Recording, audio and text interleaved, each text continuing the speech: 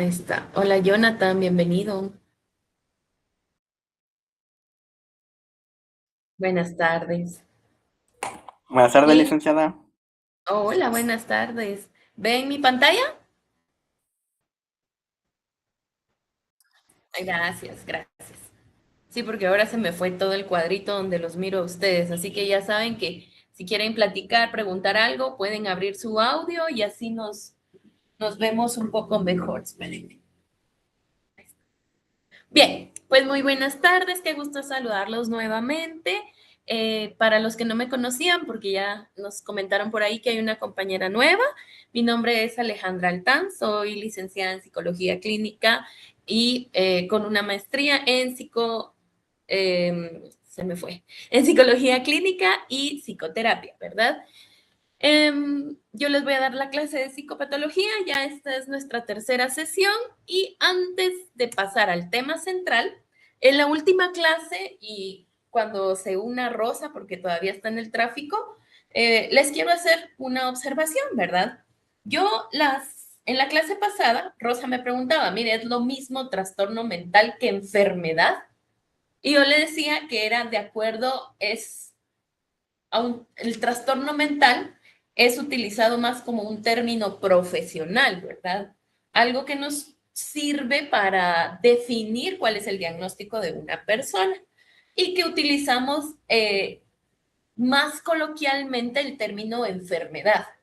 Si ustedes se recuerdan, en la presentación pasada hablamos de qué significaba salud y que para la Organización Mundial de la Salud implicaba la ausencia de enfermedad, ¿verdad? Que era el estado de bienestar completo, tanto física, emocional, mental y de todo sentido, ¿verdad? Que una persona poseía, es decir, bienestar integral. No solo porque esté bien físicamente, significa que dejamos a un lado los problemas de salud mental, ¿verdad? De enfermedad mental. Pero también hay otras características que a mí me gustaría mencionarles. Eh, Empecemos por esto. Según la bibliografía que estamos utilizando, que les recuerdo que todos tenemos el libro ya subido en la plataforma desde la primera clase y que yo no subo las presentaciones, así que es importante que ustedes vayan tomando nota, que vayan anotando lo que ustedes consideren que se va quedando ahí en el aire y que después vayan a su libro a revisar. Todo lo que hablamos en clase se encuentra ahí en el libro, ¿verdad? Y si hay algo que no queda claro o que ustedes no encuentran en el libro, pues me preguntan, que saben que yo estoy aquí para poder apoyarles y facilitarles este conocimiento. Entonces, cuando hablamos de trastorno, nuestra biografía menciona que es situacional. ¿Por qué? Porque la persona cuando llega a ser diagnosticada con un trastorno no necesariamente requiere un medicamento. Es más, muchísimas personas tienen un trastorno, no están diagnosticadas y continúan su vida como cualquier otra persona, ¿verdad? Son funcionales. ¿Por qué? Porque dentro de ellas no está condicionada la idea de estoy mal. Puede que sí. Resulta que de la nada, por ejemplo, a mí me da miedo salir de mi casa. Y me da miedo y no me gusta y mejor si evito. Y cuando me toca salir, hago un máximo esfuerzo y salgo, pero como casi no salgo, pero como casi no me expongo. Y cuando lo hago rapidito y trato de ser fuerte, pues nadie asume que esa persona tiene un problema. Todos decimos que le da miedo la calle, todos decimos que hay violencia, que por eso no sale. ¿Se se identifican con estos comentarios que les hago?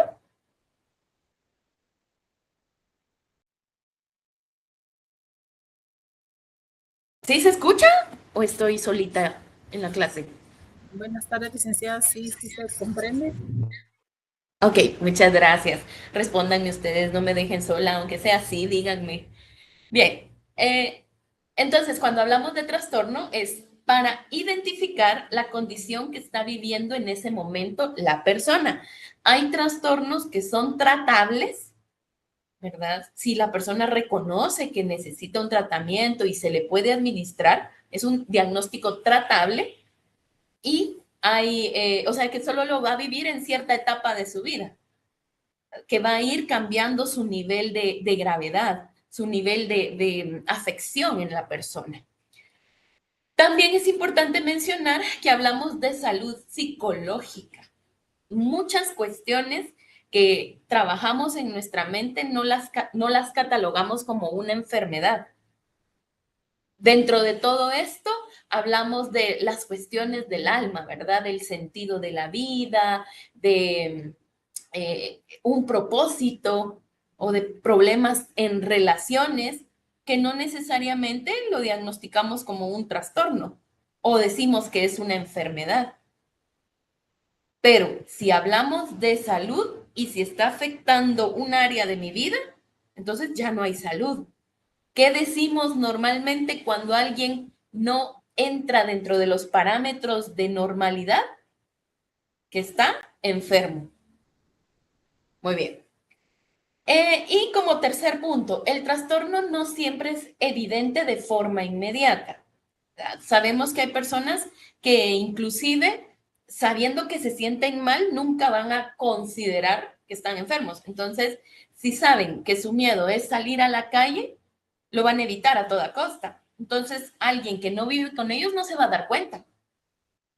Normalmente decimos, es que le gusta estar encerrado en su cuarto, hasta que ya esto se vuelve insostenible. Entonces, el trastorno va evolucionando.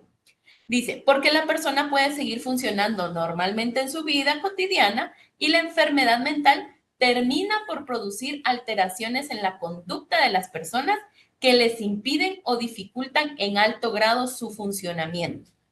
Entonces, el trastorno lo utilizamos para diagnosticar y la enfermedad mental es un término más coloquial donde decimos que alguien no está adaptándose a la situación, que alguien ya requiere un medicamento psiquiátrico, que esa persona está enferma porque le falta salud, ¿verdad? Entonces, dice, dificulta en alto grado su funcionamiento. Y ahora les traigo otras preguntas. Entonces, cuando venga Rosa, vamos a volver a platicar un poquito de este tema, porque fue algo que ella preguntó. Pregunta número 1, y por favor abran sus micrófonos, quiero escucharlos. ¿Cómo sabemos que una persona presenta un trastorno mental? ¿Qué dirían ustedes? Ya siendo psicólogos del cuarto semestre de la licenciatura en psicología clínica. ¿Qué dirían ustedes? ¿Cómo podemos identificar que una persona presenta un trastorno mental?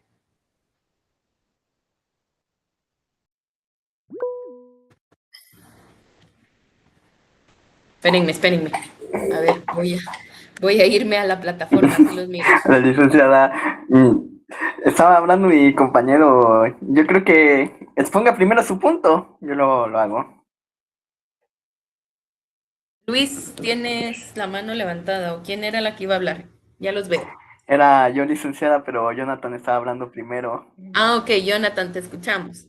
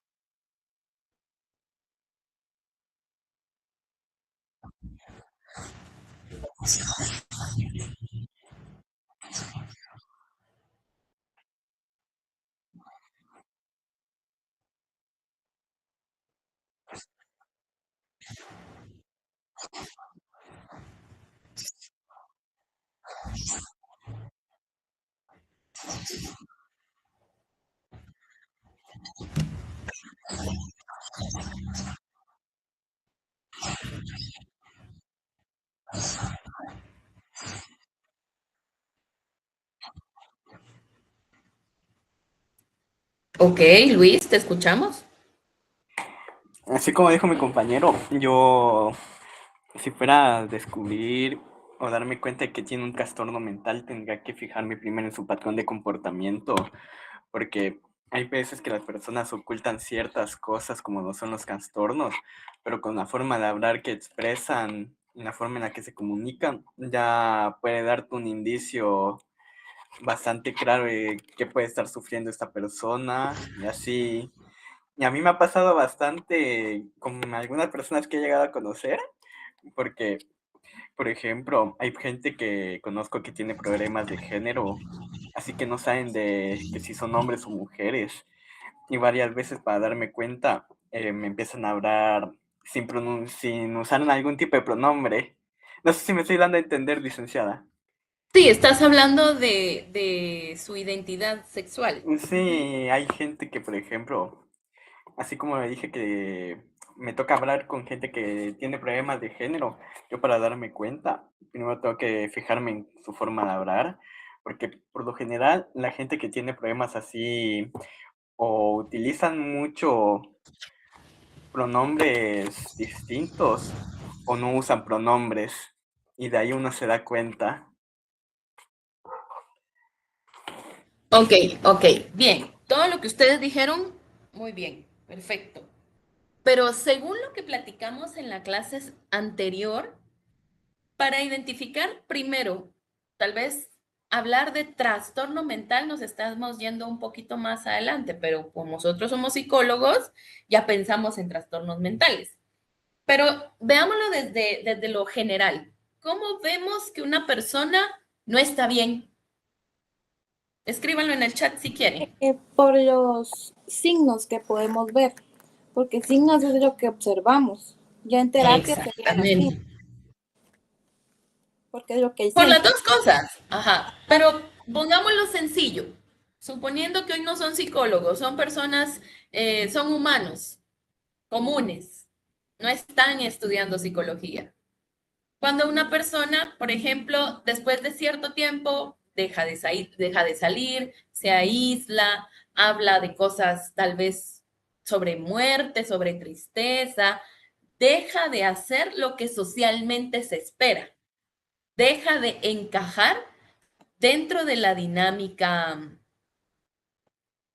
dentro de la dinámica de una comunidad.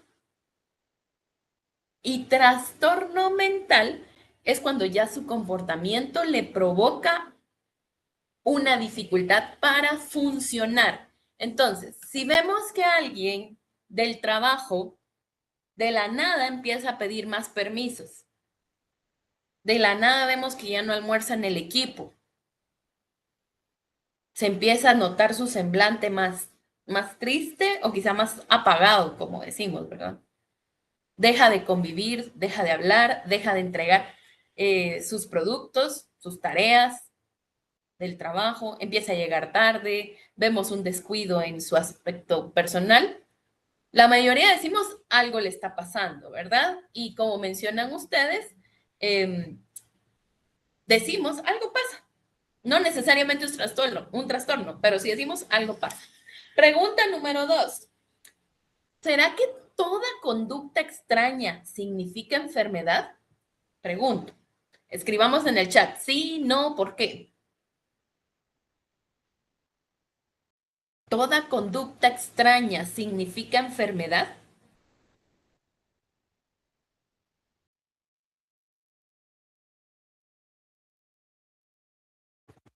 Escriban, pues.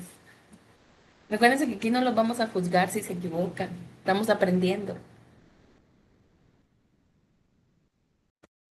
No, Melsin dice que no. Muy bien. ¿Toda conducta extraña significa enfermedad? No, lo que a mí me parece extraño a otra persona no. Muy bien. ¿Qué más? No, porque para que sea enfermedad debe llenar requisitos. No, no, no. No creo, licenciada. No, no, no. ¿Qué más? ¿Qué dicen los que no han participado?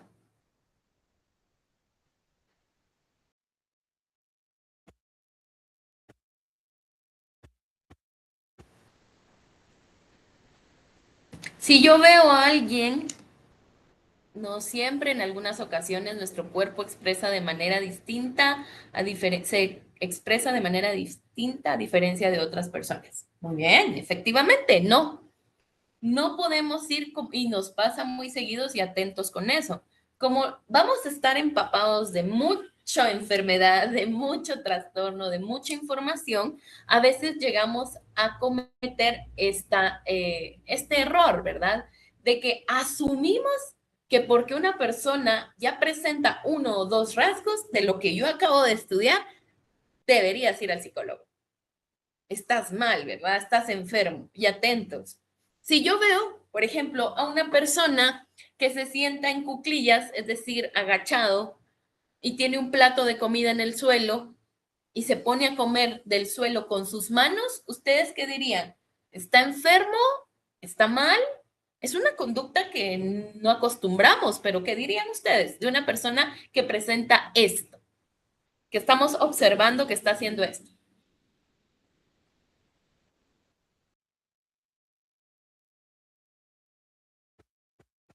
Está mal, esa persona no está bien. ¿Qué dirían? De alguien que se sienta a comer en el suelo, con su plato así, con sus dedos.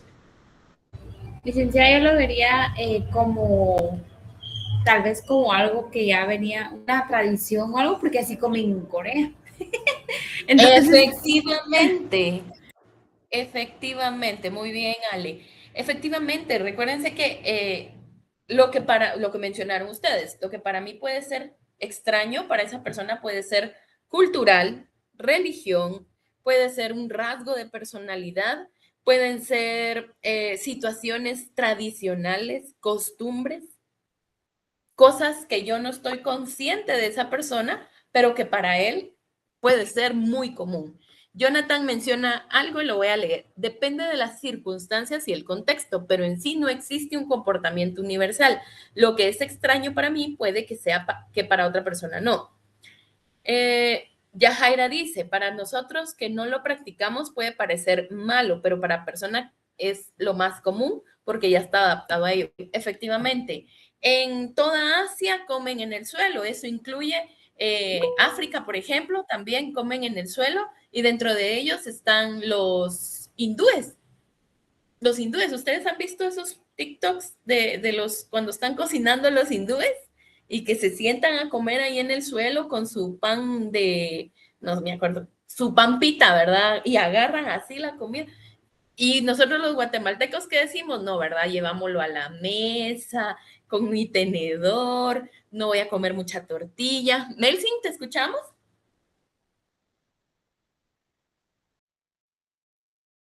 Melvin, Hola, licenciada, buenas. ¿qué nos ibas a contar? Estaba pensando en que, por ejemplo, si es de este país y tiene tal vez ese tipo de actitud, sí, tal vez sí es malo, ¿verdad? Todo sería pues de conocer a la persona, ¿va? Digo yo. Es que no podemos, pero tampoco tú vas a estigmatizar a una persona solo porque no actúa como tú reconoces que es lo normal. Tomamos en cuenta otras condiciones. Jonathan,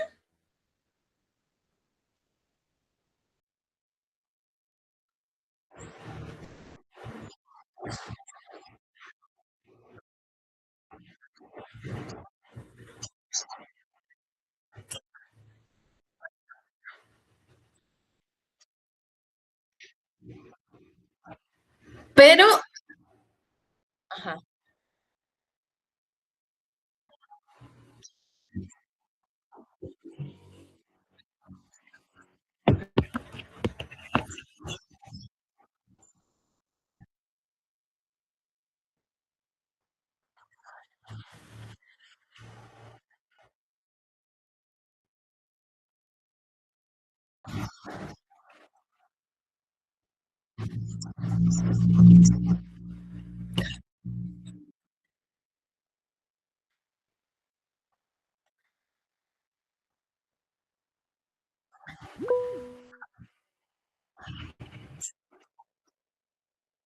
Ok, ok, muy bien. ¿Ale? Licenciada, esto podría ser como una vez que fui al parque, había una persona que pues no estaba bien de estado mental porque es de situación de calle. Y yo pienso que ahí sí va como de que coman en el suelo y todo, está bien porque uno entiende que a veces pasa en otros lados, que es tradición, ¿verdad? Pero como esta persona que agarró excremento de perrito, lo lanzó a la gente, ahí sí entra la parte esa, ¿verdad? Que usted menciona que hay algo que no está en lo normal, ¿verdad? Recuérdense que algo bien importante, y por eso se los menciono desde un inicio, nosotros vamos a observar muchísimos comportamientos que no están dentro de nuestra normalidad, pero para poder diagnosticar a una persona tiene que cumplir diferentes criterios y no nos podemos dejar llevar solo porque yo lo percibí mal. Claro, estamos hablando de, pues, por ejemplo, cuando habló Jonathan, él menciona directamente, nos dice una persona de trastorno obsesivo compulsivo que tiene un comportamiento que viene desde hace mucho tiempo, que inclusive empieza a afectarle a la persona porque ya no llega a tiempo a sus lugares, todo lo tiene que tener en orden, hay como una serie de criterios que cumple. Pero también, si tú ves a una persona en condición de calle que agarra excremento de perro y se lo empieza a lanzar a los demás, también existe la maldad. No necesariamente tiene que tener una condición mental. Ahí es donde estigmatizamos a las personas en condición de calle. A ver, toda persona en condición de calle está en una situación de vulnerabilidad. No todos van a actuar como nosotros quisiéramos o no todos los vamos a ver bien, con buenos ojos, por decirte así. Pero no necesariamente todos tienen una enfermedad mental. Hay personas en situación de calle que utilizan esa conducta o ese comportamiento para defenderse. Había una persona, y yo lo escuché en un podcast mexicano para variar, donde mencionaban que unos jóvenes le prendieron fuego a un matorral en un terreno baldío. Y en ese matorral había una persona en condición de calle que se quemó. Ahí, ¿quién dirían ustedes que tiene el problema mental, la enfermedad mental? Los que le quemaron el matorral sabiendo que había, a ver, aclaro esto, ¿sabían que había una persona en condición de calle ahí? ¿O la persona que está en una situación de vulnerabilidad y que está durmiendo dentro de ese material, dentro de ese matorral, porque no tiene a dónde más ir? ¿Qué dirían ustedes? Debatamos 2 minutos porque tenemos que avanzar. ¿Y escuchamos? Pues tal vez los que actuaron mal definitivamente fueron los chicos, pero tal vez no porque tengan una enfermedad mental, sino como dice usted, la maldad, la travesura, quererle hacer daño a alguien más, ¿verdad? Por lo Actuaron mismo con decimos, malicia. Es una situación de calle, no importa, ellos no, nadie los quiere, no importa. Entonces ahí existe la maldad también. Jonathan.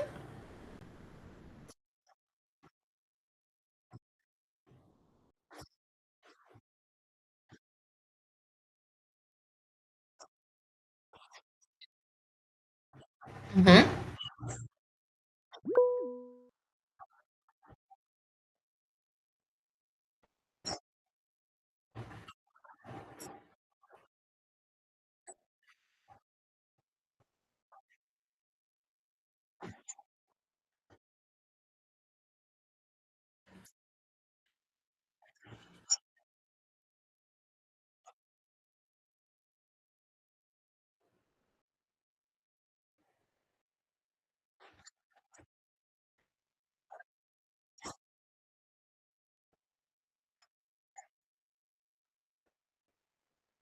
A ver, yo no te estoy contradiciendo, pero ahorita voy, Luis. A ver, aquí la cuestión es que ellos actuaron con maldad. ¿Sabían que había alguien ahí?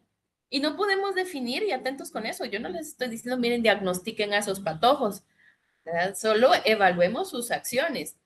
No todas las personas son buenas, ¿verdad? Y no necesariamente tienen un trastorno mental, pero tampoco no todas las personas en situación de calle tienen una enfermedad mental.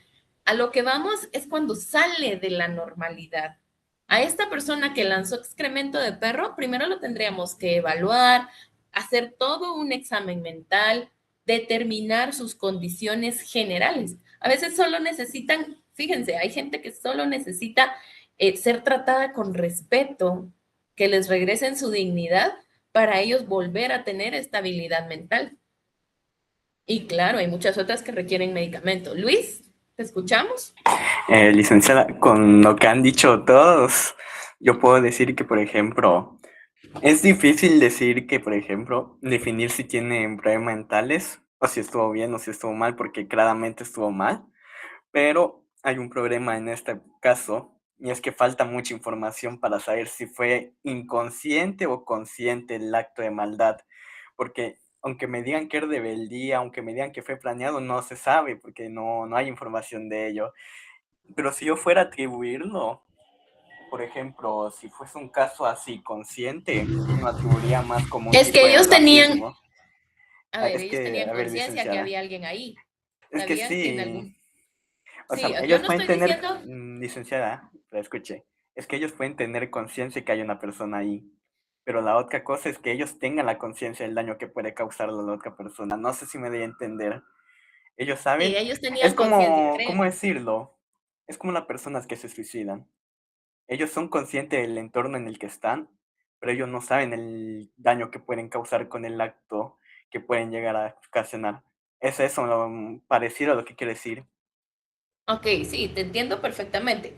Claro, aquí hay un gran sesgo de información, pero lo único que sí estoy segura es que los jóvenes estaban seguros y sabían las consecuencias de sus actos y sabían que había alguien ahí, ¿verdad? Claro, nos falta mucha información y en su momento pues tendremos casos que analizar y los debatiremos también. Ahora rápidamente, en 3 palabras, ¿qué observa un psicólogo cuando entrevista a un paciente?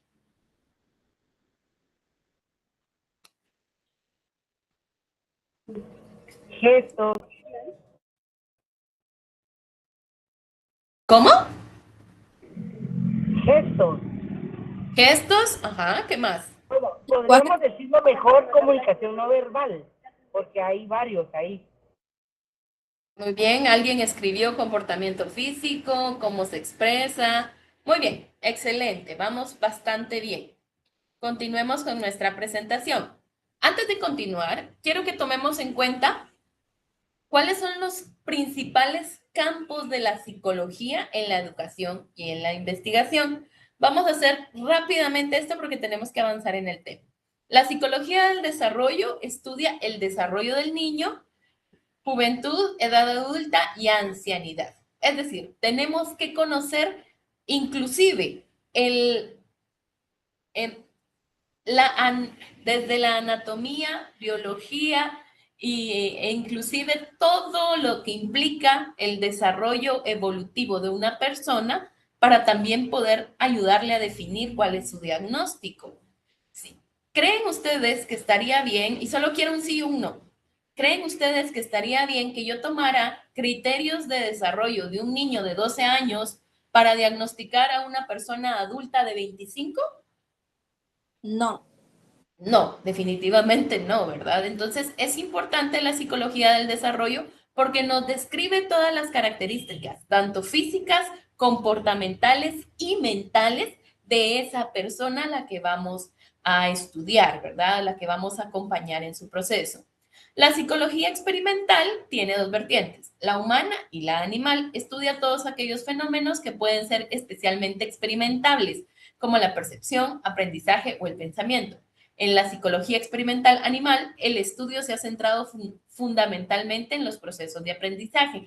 Y aquí vienen todos nuestros amigos, ¿verdad? Pavlov, Skinner, que fueron psicólogos experimentales que desarrollaron teorías del comportamiento y aprendizaje, ¿verdad? De la enseñanza-aprendizaje, como el experimento de las campanitas de Pavlov, que cada vez que él movía una campana, tenía unos perros, él movía la campanita y les daba comida a los perros, ¿verdad? Entonces empezó a condicionar a los animales. La siguiente vez ya volvió a mover la campanita y les dio comida. La tercera vez solo sonó la campanita y los perros inmediatamente comenzaron a salivar, ¿verdad? Esto se refiere a psicología experimental. Realmente nosotros como científicos estamos encargados de promover este tipo de psicología. La psicología fisiológica, dice, se interesa por los determinantes fisiológicos y sus consecuencias en la conducta. Aquí estamos hablando de todos aquellos síntomas, ¿verdad? Por ejemplo, un dolor de estómago. ¿Cómo puede llegar a afectar la salud mental de un dolor de estómago? Y se los estoy diciendo a grandes rasgos, ¿verdad? Esta teoría implica muchos estudios. Una persona con dolor va a tener sufrimiento. El sufrimiento lo puede llevar a una tristeza. Entre más tiempo tenga ese sufrimiento, más prolongada va a ser su tristeza. Por lo tanto, una persona con un dolor crónico, ¿se recuerdan que mencionamos el caso de una persona con cáncer? Puede llegar a afectar su salud mental, ¿verdad? A detonar síntomas de depresión, a detonar síntomas de ansiedad. A eso se refiere la psicología fisiológica. La cuantitativa, todo lo que les diga cuantitativo es porque quiere estadística, quiere datos. De 10 estudiantes de la licenciatura, ¿cuántos sí tienen habilidades, estrategias de aprendizaje? ¿Verdad? Así. La personalidad, la psicología de la personalidad, pues estudia al individuo y las diferencias entre cada individuo. El ser humano ha logrado englobar en ciertos tipos de personalidad, pues encajarnos en ciertos tipos de personalidad y decir, tú entras en una personalidad esquizoide, tú tienes una personalidad histriónica y así nos vamos llenando características, pero cada ser humano es diferente, no podemos encajar a que todos, porque son de esta cultura, todos tienen esa misma personalidad, no. Si platicamos un poquito en sus clases anteriores, me imagino que pudieron hablar de la antropología, ¿verdad? Cómo dependiendo el contexto, inclusive el clima, la forma de crianza, las relaciones interpersonales, todo influye para que un niño construya su personalidad y la consolide de adulto. Y hablamos también en una clase anterior, yo creo que sí fue con ustedes, que la personalidad uno la podía contener, ¿verdad? No era de que, porque así soy, ¿verdad? Todos los demás se tienen que hacer a mi manera. No, hay maneras de contener y modificar ciertos rasgos de personalidad que yo identifique que me están perjudicando. La psicología social estudia al individuo y su interacción con otros individuos. En la de la personalidad, recuérdense que son características individuales y en la de la social es en grupos sociales. La de la educación, principalmente los procesos de enseñanza y aprendizaje. Ahí yo creo que esta licenciatura no la tiene la universidad, pero se enfoca principalmente en cómo el ser humano aprende, ¿verdad? En cuáles necesidades tiene, en cómo se tiene que presentar la educación para que a uno se le queden las cosas como tal. ¿Alguna duda? Su silencio lo voy a dar a entender por qué no. Bueno, regresando un poquito a la clase anterior, hablamos también de que la psicopatología es una rama de la psicología y la psiquiatría que estudia las alteraciones del funcionamiento psicológico, emocional y conductual. No solo describe enfermedades mentales, sino que busca comprender cómo aparece, ¿verdad? ¿Qué está detonando para que esta persona esté llenándome estos criterios diagnósticos? ¿Qué las provocó? ¿Cómo evoluciona? ¿Será que va a haber algún momento donde mi tratamiento o donde mi intervención realmente le ayude al paciente a contener que ese trastorno se convierta en algo más? ¿Cómo afectan la vida de la persona? Tenemos que tener claro, la psicopatología no es una ciencia muy bonita que nos hace sentir muy inteligentes. Es una ciencia que nos ayuda a resolver cuestionamientos. y cuestionamientos profundos. ¿Cuál es la importancia de la psicopatología? ¿Verdad? Aquí vamos a aprender 4 términos relevantes, ¿verdad? O 4 descripciones relevantes. Primero, realizar diagnósticos. ¿Por qué? Para entender, para comprender y para saber cómo tratar. Planificar tratamientos. Si yo reconozco, si yo nombro lo que tiene ese paciente, voy a poder ayudarme de otras teorías para poder darle un alivio a su situación, ayudarle a que reconstruya sus hábitos, a que tenga un tratamiento adecuado que le funcione. Hay muchos psicólogos que mantienen a sus pacientes muchísimo tiempo y prueban una y prueban otra teoría y prueban otro tipo de terapia y que esta técnica no me funcionó y pues utilizo esta. Y yo entiendo que somos científicos y queremos entender muchas cosas, pero siempre tratando de provocar el mínimo daño a la persona.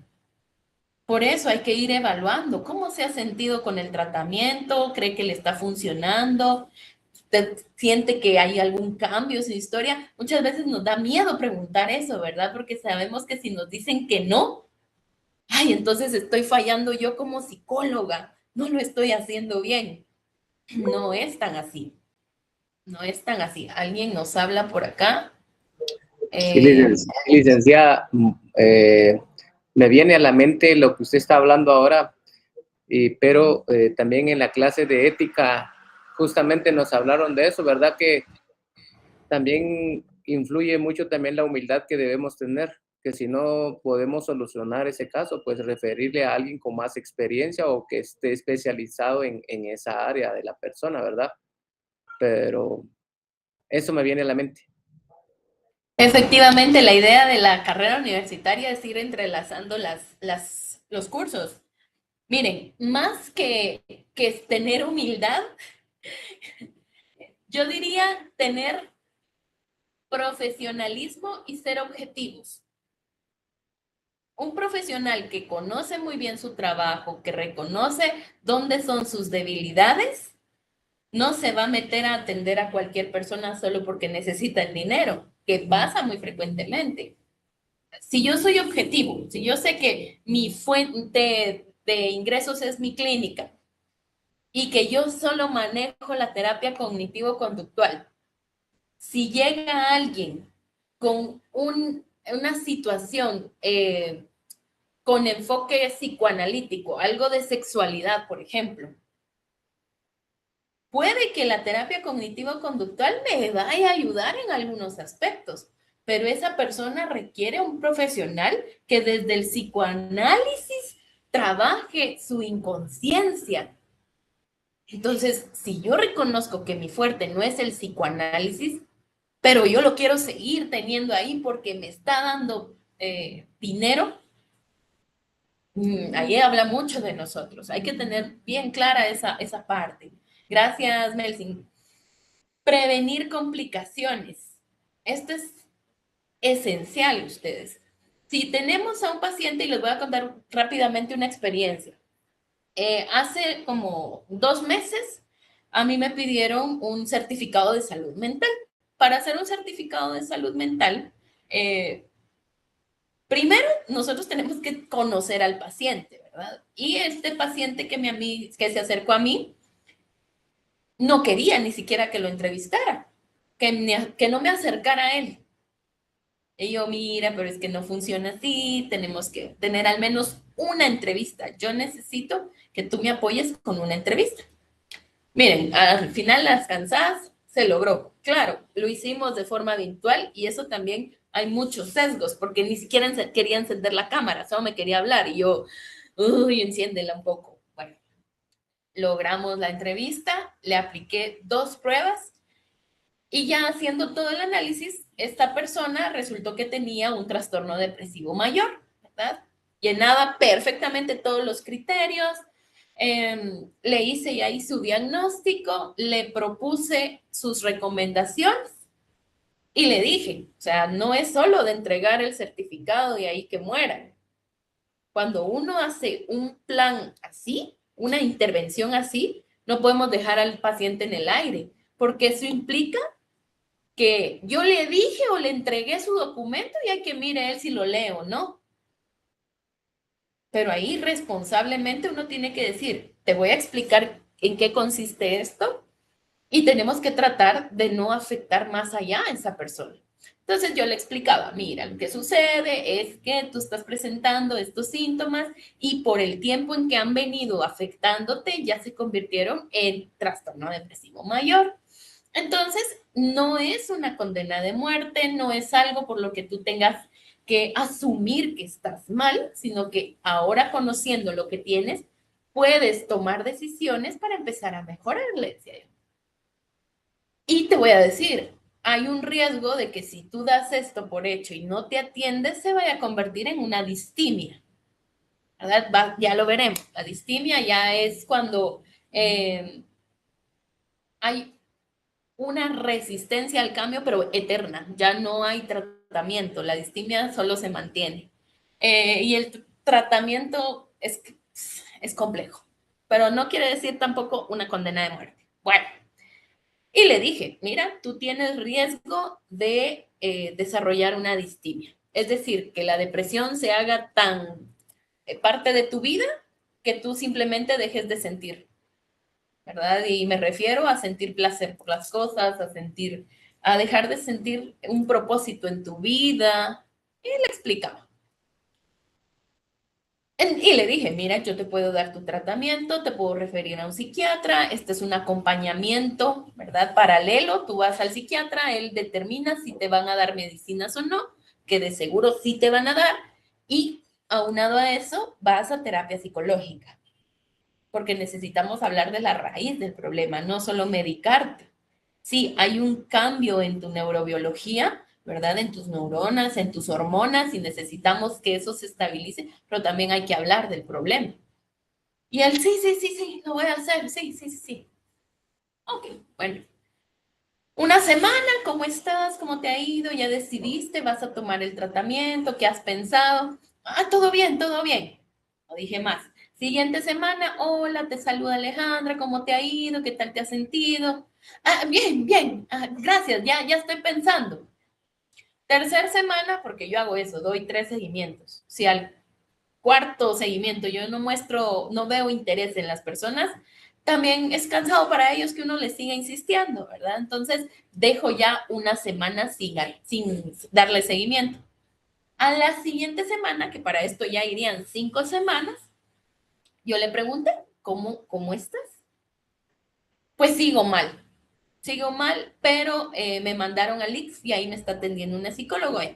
Buenísimo, me alegra mucho por ti. Y me dijo que ya tengo distimia. Y yo, sí, ¿verdad? Pasaste 5 semanas sin atenderte cuando ya estabas en un nivel de depresión súper alto y por más que uno como profesional quiera prevenir, si la persona no quiere, no lo podemos obligar. Prevenir significa decirle las cosas, decirle lo que puede pasar.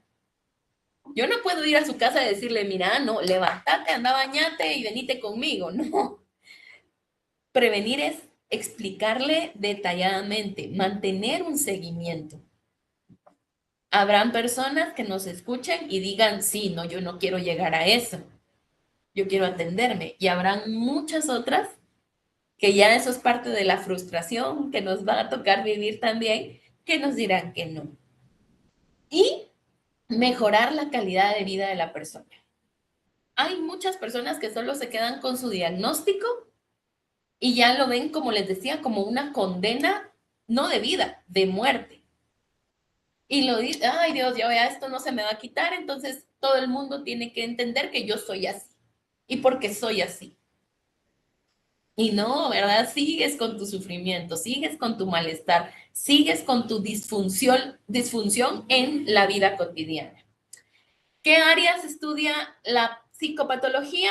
El pensamiento, la memoria, la atención, el lenguaje, inteligencia, el estado de ánimo, nuestra conducta, nuestra personalidad, la conciencia, juicio y razón. Es decir, toda nuestra corteza prefrontal, nuestros hemisferios, nuestra amígdala, nuestro hipotálamo, nuestros procesos químicos, porque todo influye, ¿verdad? Vamos a hablar también de las neurociencias, del desarrollo del cerebro, cómo funciona el cerebro en su momento. No está exactamente dentro de su pensum, pero lo vamos a ver. Yo no creo que haya un psicólogo que no haya pasado por psicopatología sin entender cómo funciona el cerebro. Y lo veremos en su momento. Entonces, si se dan cuenta, tiene mucho espacio por donde abarcar. O sea, muchas áreas que son clave para que yo pueda diagnosticar. Un ejemplo, rápidamente. Si yo les digo, niño de 6 años que según refiere la maestra, no se mantiene sentado en su escritorio, se levanta cada minuto, va a visitar a sus compañeros, se le pregunta algo y no recuerda, no presta atención, no se mantiene concentrado, no está haciendo tareas, se tira al suelo y hace berrinches, y la mamá manifiesta que tampoco tiene periodos de sueño prolongados. Se despierta cada 15 minutos o media hora. Con esto que les acabo de decir, ¿qué áreas de las que ven acá ustedes pueden identificar que estarían afectadas en este niño? Díganme las cosas.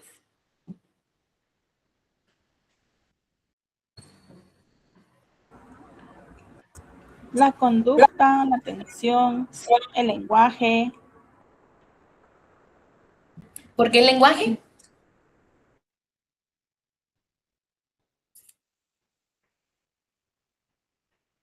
No, el lenguaje tal vez no. El niño no les ha hablado, ese no lo mencioné, ok.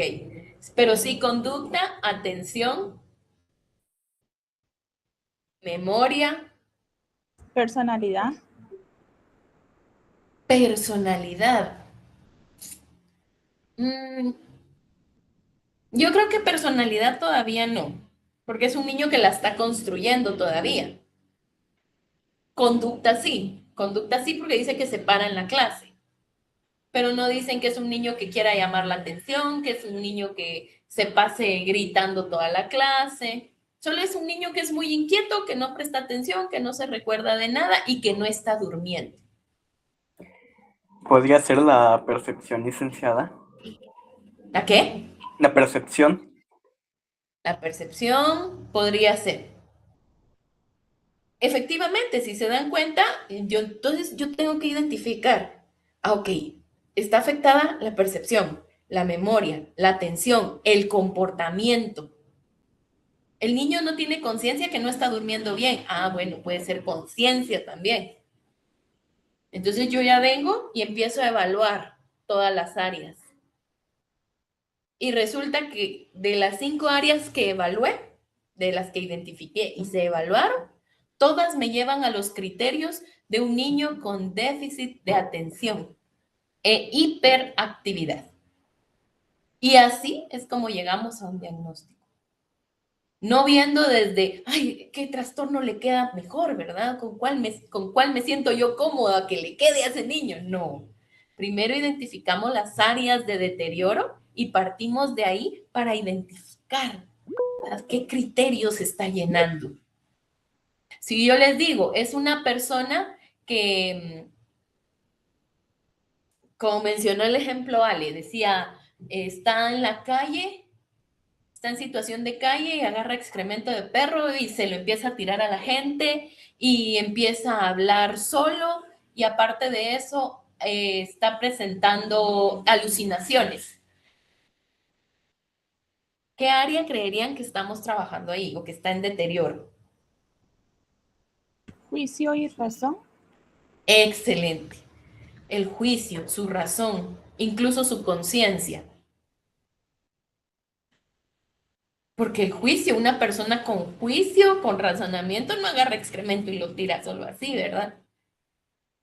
No desarrolla alucinaciones, no mira fantasmas donde no los hay, no escucha voces, no ve personas, ¿verdad? Así vamos identificando. Entonces, juicio y razón, bueno, juicio y razón me llevan a, pensar, está presentando alucinaciones, me dijo esto, entonces yo ya me encamino hacia otra área, ¿verdad? No puedo decirles, es que él está presentando un trastorno de personalidad, porque su personalidad todavía no la conozco a profundidad. Solo por eso de que está alucinando y que no tuvo ese raciocinio de decir, no, tirar excremento de perro a las personas está mal, a mí me lleva por otro lado. Su personalidad todavía no la conozco. Bien, vamos a avanzar. Como mencionó, yo creo que fue... ¿Quién fue la que mencionó? Espérenme, a ver si me recuerdo de sus nombres.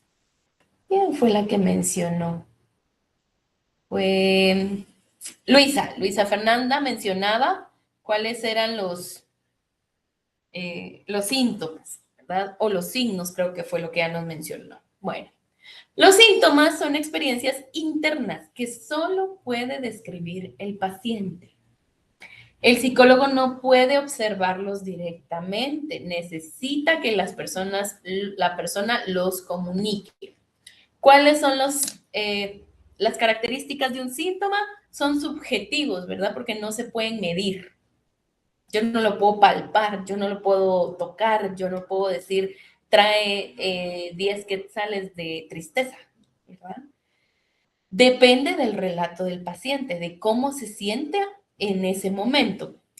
No siempre pueden medirse, ¿verdad? Porque obviamente el paciente me puede decir, es que me siento muy, muy triste. Si yo le digo del 0 al 10, ¿cuánto sientes tristeza? Y me dice 10, entonces se siente muy triste. Pero si solo me dice, me siento triste. Pero si le pusieras un número, ¿cuál sería? Tristeza. Ahí no lo puedo medir, ¿verdad?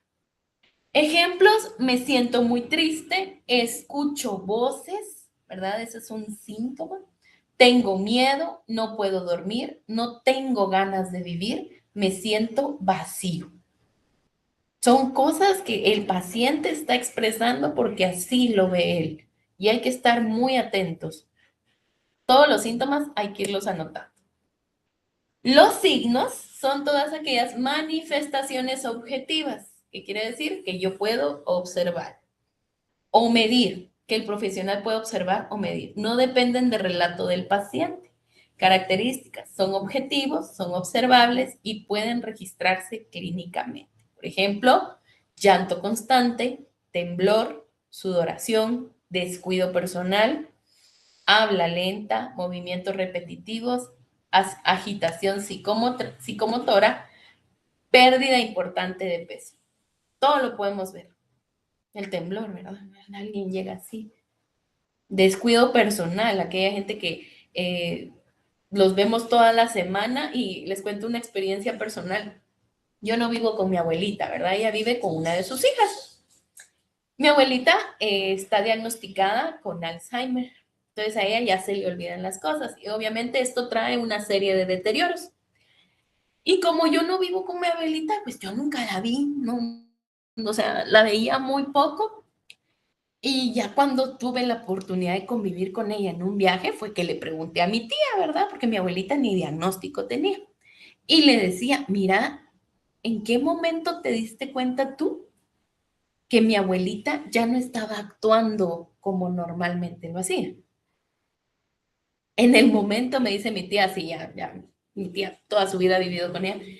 En el momento en que yo le pedí que me llevara algo a mi trabajo y ella no se había cambiado de ropa. O sea, mi tía tampoco se había dado cuenta que mi abuelita ya llevaba como 5 días con la misma ropa. Entonces, por ende, esa ropa ya estaba sucia, ella estaba sucia, ella no se había bañado.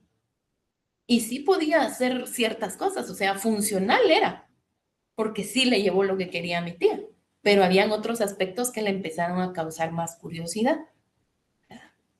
Entonces, a veces pasa eso, que estamos en el mismo, con nuestra familia, en los mismos cuartos, y ni así nos damos cuenta. Pero con nuestros pacientes lo tenemos que notar, ¿verdad? Y claro, un paciente no les va a decir, mire, esta ropa la usé ayer, ¿verdad?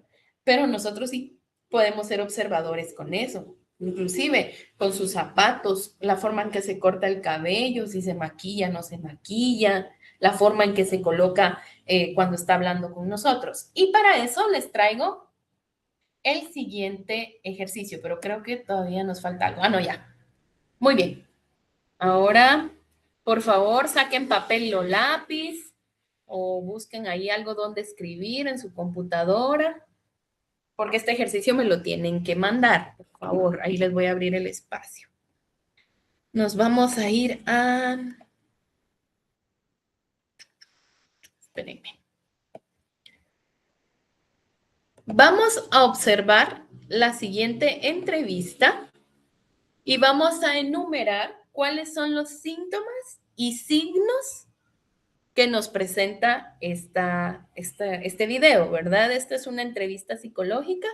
Prestémosle mucha atención, no es muy larga, pero sí vamos a ir ustedes enumerando. Coloquen síntomas que identificaron y signos que identificaron, ¿verdad? Y también cuál es lo que pueden ver de la psicóloga.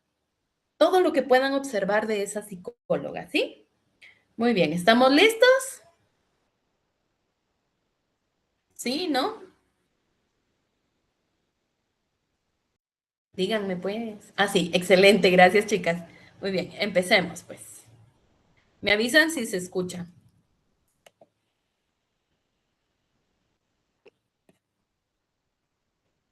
Buenos días, Serena. Buenos días, doctora. Bienvenida. Mi nombre es Carmen. Primero voy a escribir algunas cosas relacionadas con datos generales para la historia clínica y luego me comentas qué te motivó a venir hoy. De acuerdo. Antes de comenzar, quiero que sepas que lo que me comentes será confidencial. Sin embargo, si hay alguna información que me compartas que pueda poner en riesgo tu vida o vulnerar los derechos de alguien más, estoy en la obligación de reportarlo a entidades como la Comisaría de Familia, ¿de acuerdo? Bueno, yo intenté hacerme daño, pero eso hace rato. Serena, explícame lo que me dices, que intentaste hacerte daño, pero me dices que fue hace rato. ¿Qué hiciste y hace cuánto? Yo estuve muy triste en mi otro colegio. Una vez me tomé un perfume, ya no aguantaba más, me sentía muy mal. Explícame un poco más lo que me acabas de contar. Sabes que estoy aquí para escucharte, quiero poder ayudarte a que te sientas mejor, pero quiero tener claridad sobre lo que me acabas de decir, que te lastimaste una vez. Sí, lo que pasa es que en el anterior colegio donde estaba solo con niñas me sentía muy mal, no me gustaba, sufría mucho, así que una vez me tomé un frasco de perfume para dejar de sufrir. Entiendo, y ahora estás pensando en hacerte daño. Cuéntame un poco sobre cómo te sientes ahora. Ahora estoy un poco mejor, aunque a veces lloro mucho, no tengo muchos amigos, no salgo de mi casa. En el colegio donde estoy ahora estoy un poco mejor. No tengo muchos amigos, pero no me molestan. Bien, pero ¿podrías contarme un poco qué te pone triste? ¿Por qué lloras a veces? Bueno, me pone triste estar tan sola. No tengo amigos, no hago nada. Soy muy callada. Como que me da pena hablar con los otros. ¿Cuáles son las cosas que te ponen triste? ¿Por qué lloras con frecuencia? No tener amigos, no salir a ningún lado, que en el colegio me la pase sola. Entonces, generalmente, ¿qué haces en el colegio en los descansos? Siempre me quedo en el salón. Me gusta dibujar, así que tengo un cuaderno y dibujo. Serena, ¿eso te vino ocurriendo hace tiempo? Yo siempre he sido una niña callada, introvertida, pero cuando estuve en el colegio de solo niñas fue peor, porque ellas se burlaban mucho de mí. Entiendo, esta situación debió ser muy difícil para ti. Ahora me dices que es mejor, que el colegio donde estás ahora te gusta más, ¿verdad? Está mejor, porque no me molestan, aunque no tengo amigos. ¿Me recuerdas cuánto tiempo estuviste en el colegio femenino que me comentas? Estuve 1 año y medio, hasta que mi mamá me sacó. Me dices que este colegio te gusta más, ¿verdad? Que te sientes más cómoda. Pues aquí no me molestan, no son mis amigas, pero no se burlan de mí. ¿Te gustaría contarme qué era lo que hacían las otras niñas que a ti te molestaba tanto y que te ponía tan triste? Ellas siempre se burlaban, me decían que parecían marimacho. Como yo en el otro colegio, siempre jugaba más con los niños. ¿Alguna vez le contaste a los profesores? Como ellos no veían nada, ellas lo negaban y entonces era peor, más me molestaban. Así que ya mejor no decía nada. Me quedaba en el salón, lloraba mucho. Fue horrible. ¿De tu casa qué me puedes contar? ¿Tienes vecinos de tu edad? Sí, en el barrio hay más niños y niñas de mi edad, pero como no salgo, no hablo con ellos. ¿Alguna vez has intentado hablar con estos vecinos? No, no me atrevo. Pienso que me van a rechazar como las niñas del colegio. ¿Y qué piensas que puede pasar si intentas hablar o jugar con ellos? ¿Qué crees que te dirían? No sé, creo que no me dejen jugar. Entiendo. Bueno, hablemos un poquito de cuando estás en el colegio o en el parque y ves a los niños jugar y a ti te dan ganas de hablarles, pero no lo haces. ¿Qué cosas sientes en tu cuerpo? Yo siento que sudo, el corazón se me va a salir. A veces las piernas me tiemblan. ¿Y cuando estás triste sientes algo? No lo recuerdo. ¿Qué haces cuando estás triste? Lloro mucho, me acuesto en mi cama y no hablo ni con mi mamá. Solo me quiero quedar allí, en mi cuarto sola. Cuando tu familia te ve así de triste, ¿qué hace? Casi siempre estoy con mi mamá. Ella se preocupa mucho, me consiente, juega conmigo. Me dice que ella es mi amiga, entonces ve televisión conmigo o me promete que me va a comprar la muñeca que quiero. ¿Tu mamá qué hace cuando te ve así de triste? Ella vive muy pendiente de mí, me propone que hagamos cosas juntas, que salgamos, que la acompañe a sus vueltas. ¿Te gustaría que volviéramos a vernos la próxima semana? ¿Crees que puedas seguir contándome de tu familia, de tu colegio, de otras cosas más? Sí, me gustaría volver. ¿La próxima semana? Entonces, hasta la próxima semana. Que estés muy bien. Muchas gracias, doctora.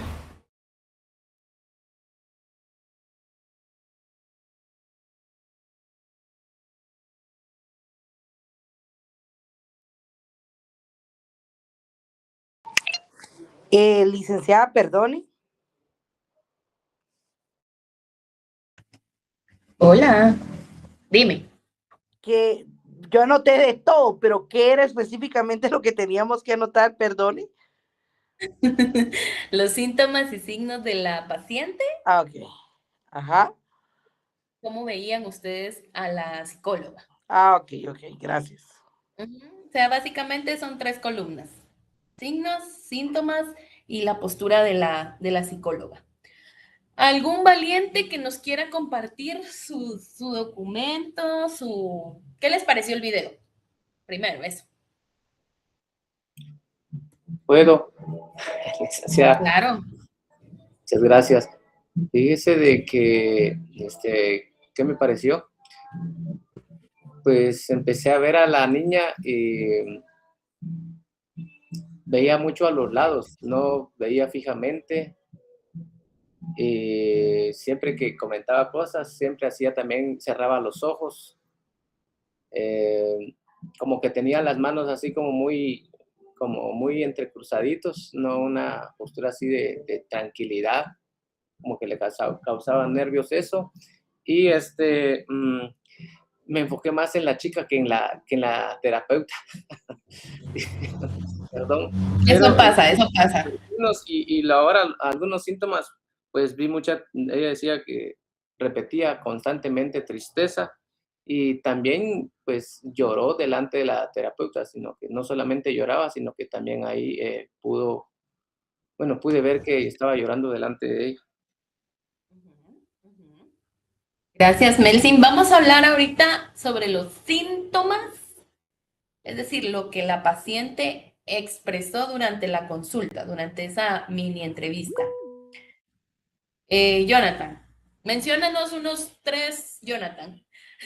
Ya me di cuenta que a ti te gusta hablar mucho. No, no tengas pena, pero cuéntanos. Síntomas, primero síntomas. Unos 3 síntomas.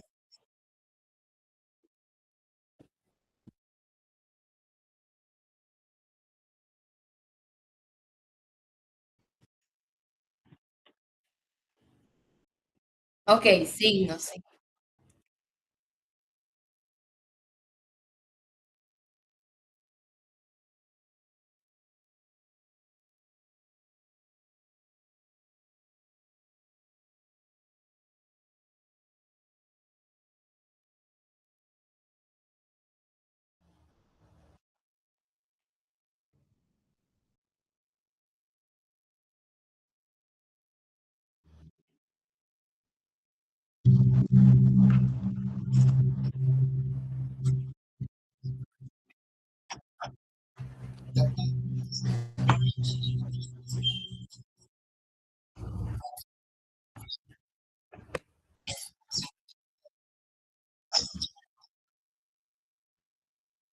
Te voy a detener ahí, mi querido Jonathan. Agradezco mucho tu participación y disculpa la interrupción. Pero me estás mencionando algo que quiero aclarar. ¿Será que la paciente era consciente de que se había intentado suicidar? O sea, ella dijo, sí, yo cometí, porque tú dijiste eso dentro de tus síntomas. La paciente se intentó suicidar. Ella nunca mencionó que se había intentado suicidar. Ella dijo, me tomé un frasco de perfume. Algo que tenemos que tener conciencia es que para nosotros sí fue intento de suicidio.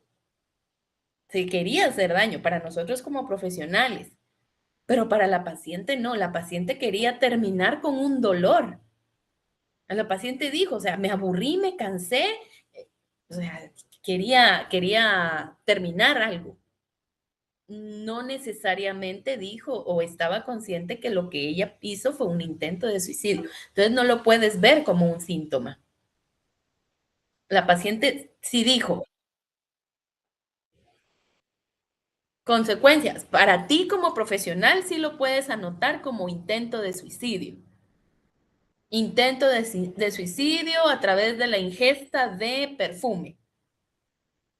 ¿Verdad? Y que la madre te diga, mire, le tuvimos que hacer un lavado intestinal o gástrico y tuvo 3 días hospitalizada. Hasta ahí, tú como profesional, pero la paciente jamás fue consciente de que era un suicidio eso que quería intentar. Y hay que tomar en cuenta que es una niña. Pero los síntomas que mencionaron, ¿alguien tiene algo diferente de lo que dijo Jonathan? Ya hablamos de tristeza, ya hablamos de que le hacían sentir mal, ¿verdad? Esa sensación de malestar, de que la molestaban porque le decían que era marimacha por jugar con otros niños. Cansancio y fatiga. Cansancio. Excelente. Cansancio, fatiga, Luisa. No sé si podría entrar acá, pero la ansiedad, porque menciona con el corazón acelerado, con las piernas muy aguadas. Exactamente. Para ti, tú cuando lo pases a tu informe, si escribes ansiedad manifestada en movimiento psicomotor constante de piernas y manos. Pero para escribir síntomas, tú escribes aguadamiento, entre comillas, si quieres, aguadamiento de piernas, temblor de manos. Eso es eso, o sea, eso sí se escribe literal como el paciente lo está diciendo. Claro, nosotros como profesionales le ponemos unos nombres sofisticados y técnicos, pero para una descripción de ejercicio, como lo dijo el paciente. Muy bien. Excelente observación, Luisa. Muy bien. Creo que fue Vilma. No me recuerdo quién había hablado antes. ¿Alguien? Merlin. Merlin, gracias, Merlin. Muy bien. Ahora, con los signos es todo lo que observamos. Y mencionaron ya llanto, esa mirada hacia abajo. ¿Cómo era el hablado de esa niña? ¿Cómo estaba hablando? ¿Será que ella hablaba con esas, ¿cómo se llaman? ¿Con una entonación diferente? ¿O parecía que todo fuera lineal? Licenciada, yo anoté acá, pero no sé si fue la palabra correcta que usé, pero puse respuestas como automáticas, algo así las sentí yo. Sé que ella estaba consciente de lo que estaba diciendo, pero la sentí como que muy robotizada, como que respondía exactamente lo que... Ajá. Muy bien. ¿Cómo notaron su estado de ánimo?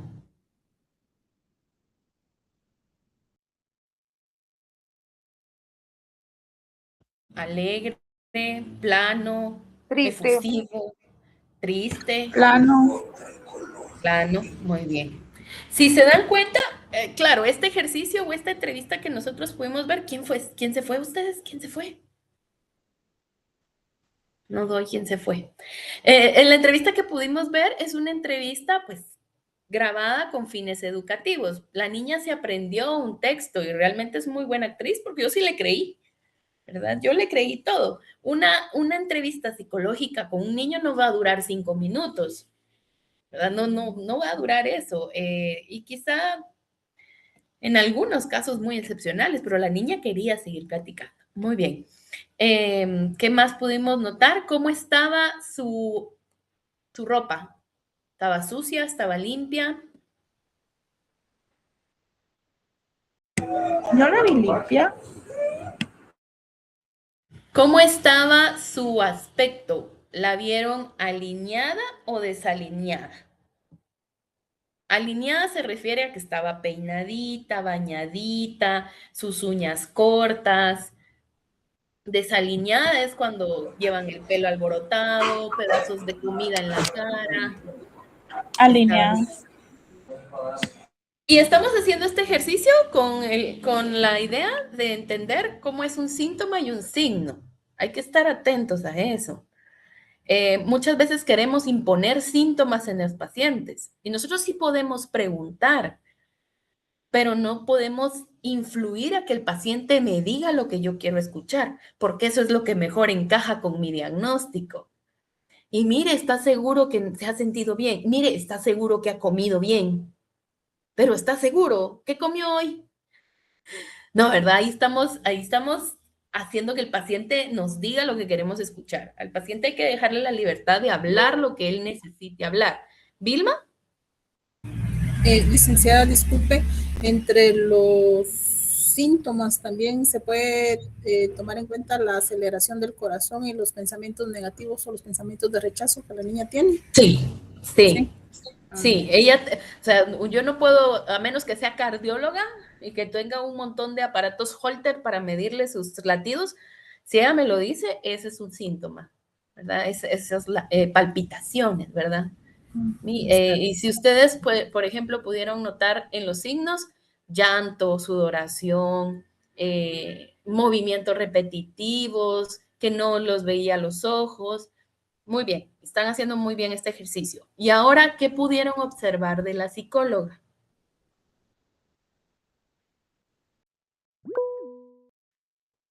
¿Merly? Yo anoté acá algunas observaciones. Me gustó mucho que formula preguntas abiertas para poder ampliar la información, como que indagando, ¿no? También tiene una escucha activa, sin interrumpir. Y otra cosa que escribí acá es que considero que genera un ambiente de confianza y confidencialidad. Miren, lo primero que tenemos que ver es que le dijo por qué estaba ahí. Y le dijo que si ella notaba alguna señal de riesgo, no se iba a quedar callada. Eso es súper importante dentro del consentimiento informado. En primera, cuando evaluamos niños, en este caso yo les puse un niño,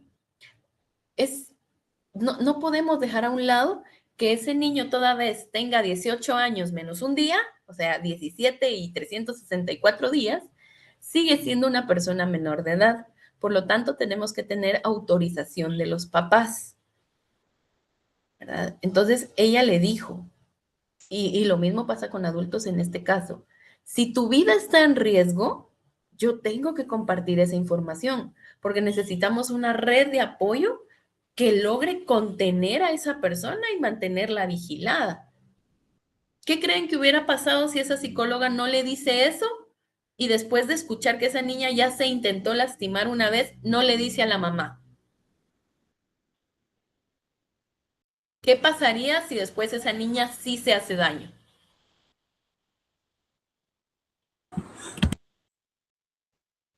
Puede tener problemas la psicóloga por no haber dado un aviso a tiempo. Y eso es parte de la ética. Eso es parte de la ética. Si yo como psicóloga anoto que hay señales de riesgo y no se las digo a los papás, cometo una negligencia y me lleva a mí a un delito de omisión. Y uno puede decir, pero es que nadie sabe que ella me dijo eso. Y atentos con eso, ¿verdad? Porque habla mucho de ustedes como profesionales. Y cuando es un adulto también se le dice, mira, mi interés es tu bienestar y tu seguridad. Yo debo compartir la situación de riesgo con algún familiar que pueda estar pendiente de ti.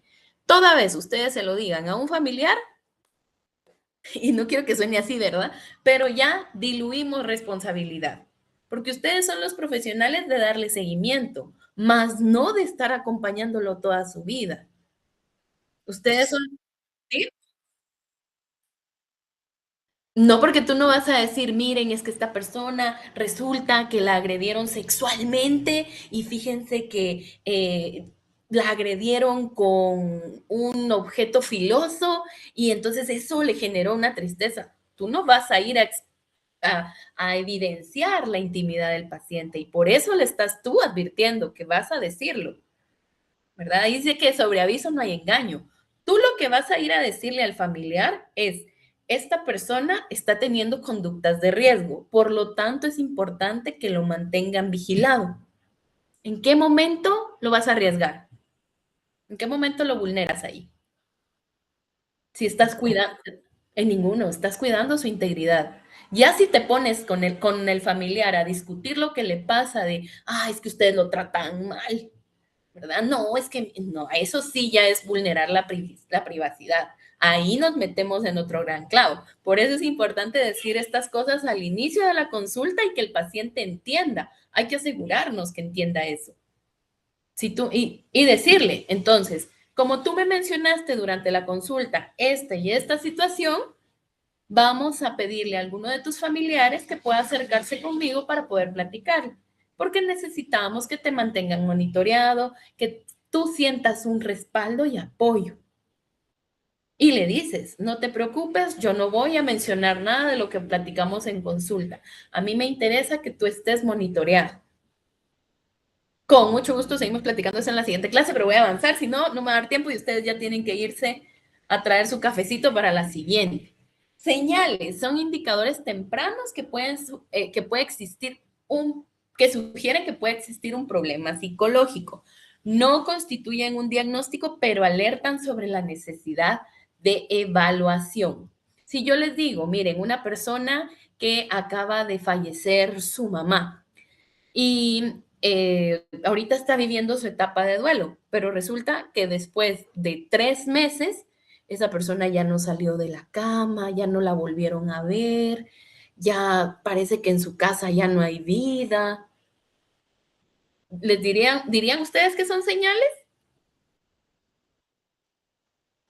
¿Sí o no? Like, sí dicen que sí. Muy bien. Sí, son señales, ¿verdad? ¿Cuáles pueden ser ejemplos de señales? Bajo rendimiento escolar, aislamiento social.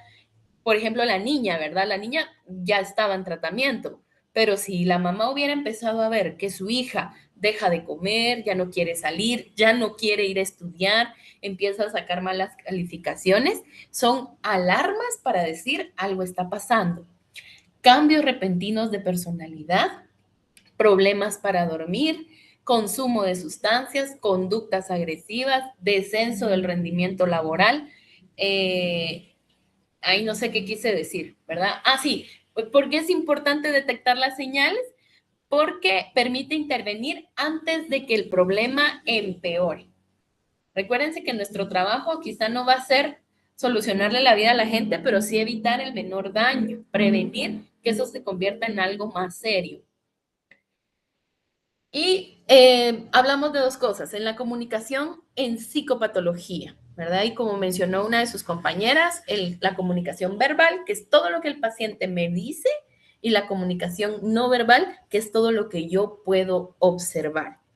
Verbal, el contenido del lenguaje, como la niña mencionaba, ¿verdad? Me tomé una botella de perfume, ya no quiero salir, me dedico a pintar, mis maestras no me hicieron caso. ¿Qué analizan ustedes como profesionales? Coherencia. No es lo mismo que les digan, tengo una semana que no me alimento bien, a decir, tengo una semana que he comido árboles, que me comí media vaca, que comí un sillón. Ahí no hay congruencia ni coherencia, ¿verdad? Fluidez. Como escuchamos con la niña, su lenguaje era muy plano, ¿verdad? Bastante robotizado, porque era un discurso aprendido. La organización de ideas, un paciente que les empieza diciendo, son las 8 de la mañana y les dice, buenas tardes. Este paciente algo trae, ¿verdad? Buenas tardes, ya va a ser hora de la cena, ¿verdad? Eso, atento. Velocidad del habla, el vocabulario, la comprensión. Por ejemplo, no puedo concentrarme porque siento que todos hablan de mí. Eso es lo que dice tal cual.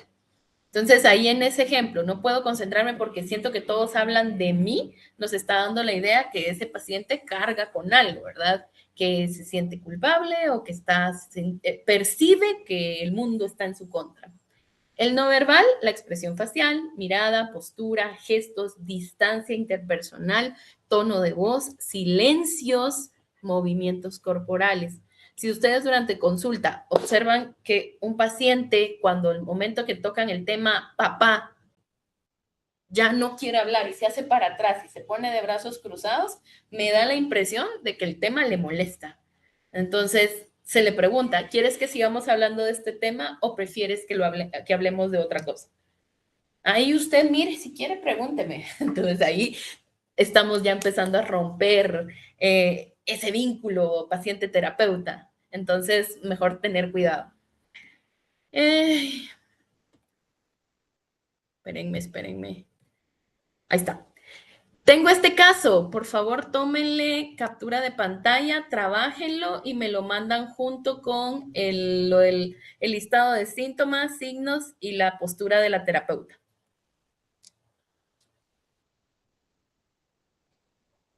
¿Ya le tomaron captura? Ahí están las preguntas, ¿qué síntomas presenta? ¿Qué signos observan? ¿Qué señales de alarma identifican? ¿Qué comunica verbalmente y qué comunica de manera no verbal? Licenciada, perdón. Dime. ¿Esto ¿Sí? para cuándo es? Para hoy, pero hoy tienen otra tarea, ¿verdad? Se los dejo para, vamos a ver, jueves. Otra tarea, no tenemos otra clase. Sí, lo siento, otra clase. Para jueves.